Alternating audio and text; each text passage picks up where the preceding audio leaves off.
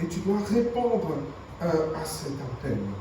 Alors, le Seigneur demandait à Samuel d'arrêter de pleurer, même s'il aimait Saül. Saül a désobéi et son esprit est parti de lui. Et lorsque nous désobéissons, il y a cet appel, le Seigneur choisit quelqu'un d'autre, parce qu'il t'avait demandé peut-être d'aller parler à un tel, de pouvoir témoigner, tu ne l'as pas fait, de pouvoir même servir, répondre à cet appel, et par timidité, par peur, souvent c'est cet esprit qui paralyse, tu ne l'as pas fait.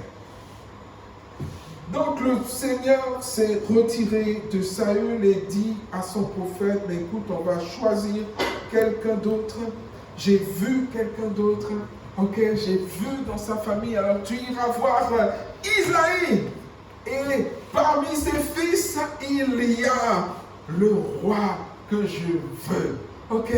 Et vraiment, Samuel a un peu peur en disant, oui, mais tu viens d'enlever cette royauté à Saül, mais si je dis que je vais à Bethléem, mais Saül va me tuer. Le Seigneur dit, non, va faire un sacrifice pour moi. Mais surtout, prends ce temps. Le Seigneur nous choisit.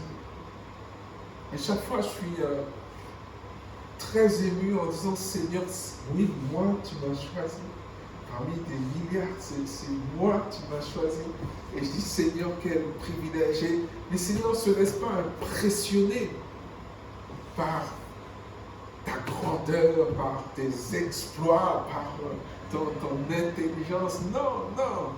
Il prend le temps de regarder ton cœur. C'est-à-dire que le Seigneur prend le temps de t'observer, de comment tu fais, comment tu donnes, comment tu sers, comment tu agis, même avec ton prochain. C'est ces choses qui comptent.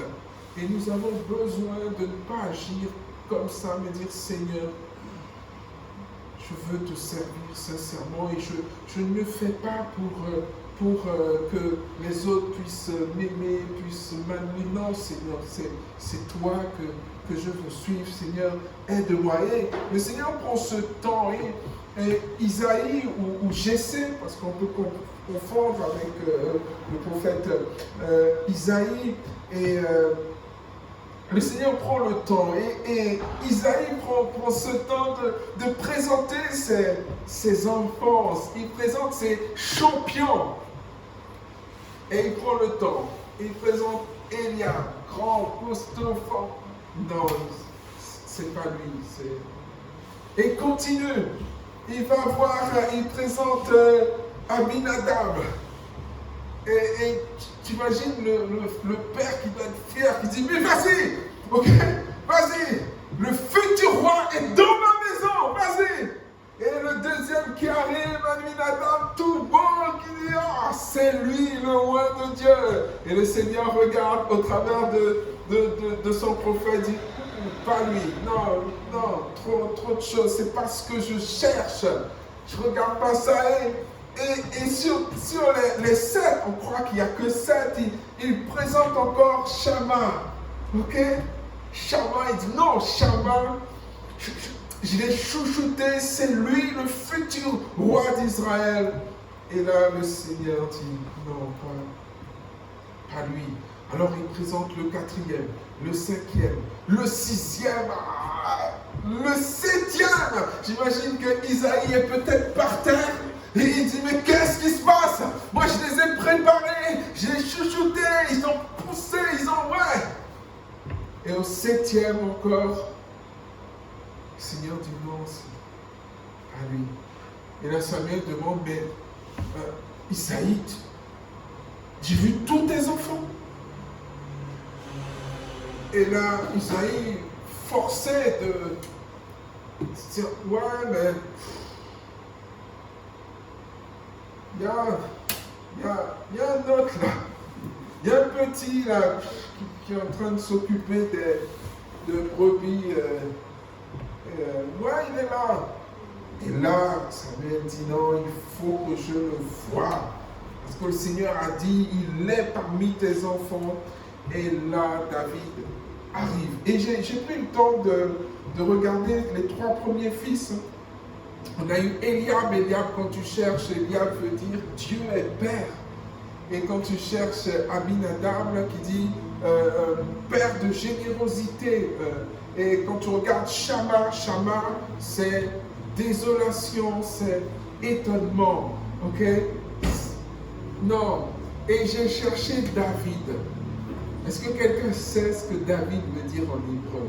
Je me dis, mais j'ai jamais cherché ça. J'ai dit, Seigneur, on croit connaître la parole, mais on ne la sonne pas. Et j'ai cherché David en hébreu, et David veut dire bien-aimé. Je dis, waouh, bien-aimé de Dieu. Et lorsque David arrive, le petit David, celui qui prend soin des brebis, on voit le berger, on voit le pasteur derrière, c'est cette personne-là que Dieu veut. Le futur roi doit avoir ce soin, il va lui confier tout un peuple et il faut apporter ce soin particulier. Et c'est lui qui choisit, non pas celui qui est grand, fort, non. Et je le dis, c'est ce que Dieu cherche.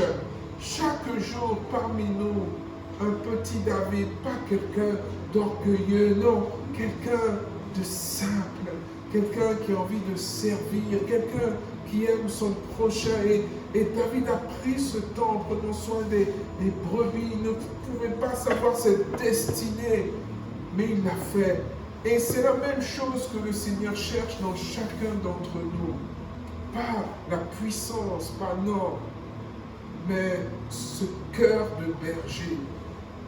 Et j'aime encore la vision de notre Église parce que Dieu nous a appelés à faire des nations des disciples.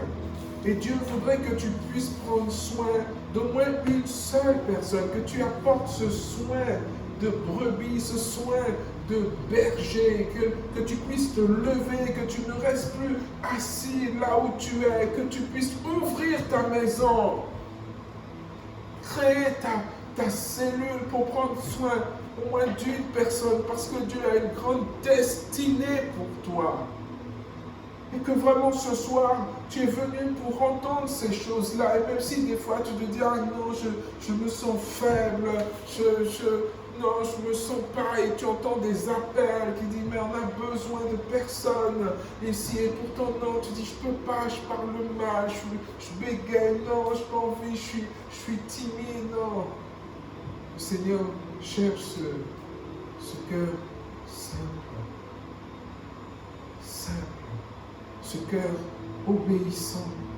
Vous avez vu Saül, à cause de sa désobéissance, il a tout perdu. Le Seigneur s'est retiré de lui.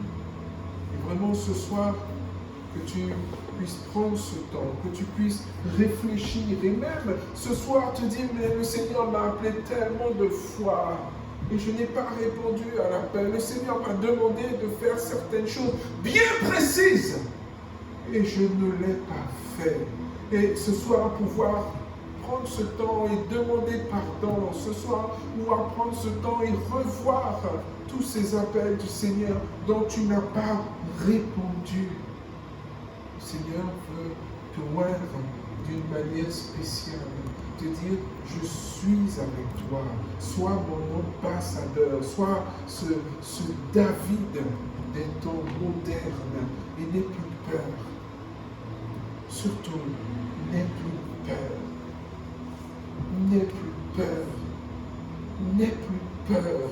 Et que tu puisses te lever comme un seul homme ce soir et n'aie plus peur. Et que vraiment l'Esprit du Seigneur puisse te remplir, mais n'aie plus peur. Parce que David n'avait pas peur dans ces montagnes lorsqu'il devait défendre ses brebis. Le Seigneur était déjà avec lui. Il a permis de tuer ces ours qui voudraient s'attaquer à ses brebis. Et le Seigneur veut te remplir du même esprit, que tu puisses défendre ces âmes qu'il va te confier, que tu puisses défendre toutes ces personnes qu'il mettra sur ton chemin, et que tu n'aies plus peur de témoigner, tu n'aies plus peur de servir. Le Seigneur a vraiment un plan pour toi. Et Et si tu es là ce soir, c'est vraiment pour entendre ces choses-là en disant que je t'ai choisi. Je t'ai choisi, je t'ai choisi, je t'ai choisi. Et n'aie plus peur parmi tous ces milliards de personnes qui avaient. J'ai regardé au cœur et je t'ai choisi. Toi, je t'ai choisi. Mais tu dois rester proche de ma parole. Prends le temps de faire ce culte personnel, que tu entendes le battement de mon cœur chaque jour, que tu te laisses diriger par ma parole et ne sois pas comme le roi Saül qui s'est éloigné de ma parole, qui n'a pas écouté mon prophète, qui a voulu faire par lui-même et surtout, il a eu peur. Et lorsqu'on regarde, on pourrait même parler de l'ironie du sort, lorsque on regarde ce roi Saül maintenant qui était tourmenté, si tu n'es pas rempli de l'Esprit de Dieu, c'est que tu es rempli d'autre chose, d'un autre esprit, d'un mauvais esprit, et peut-être que tu n'en es pas conscient, tu as un autre comportement parce que tu es dans la rébellion, parce que tu es dans la désobéissance et tu fais semblant peut-être même d'obéir, mais tu sais que dans ton cœur, tu es dans cette désobéissance. Et tu as cette opportunité ce soir de te présenter devant le Seigneur et dire Seigneur, je ne veux plus continuer sur ce chemin. Je ne veux plus continuer dans la désobéissance. Je ne veux pas finir comme le roi Saül, le même roi que tu as choisi. C'est le même où tu t'es retiré. Et vraiment, nous devons prendre ça comme un avertissement en disant Seigneur, si je continue dans ce chemin, tu vas te retirer de moi. Et vous savez, c'est ma plus grande crainte pour l'Église en disant que tous les mardis soirs, tous les dimanches matins, tu es là, tu cries Alléluia, Amen, et le jour de l'enlèvement, tu n'es pas enlevé. Et pourtant, tu pourras crier, ah Seigneur, j'étais là tous les mardis soirs, tous les dimanches matins, et le Seigneur te dira, je ne te connais pas.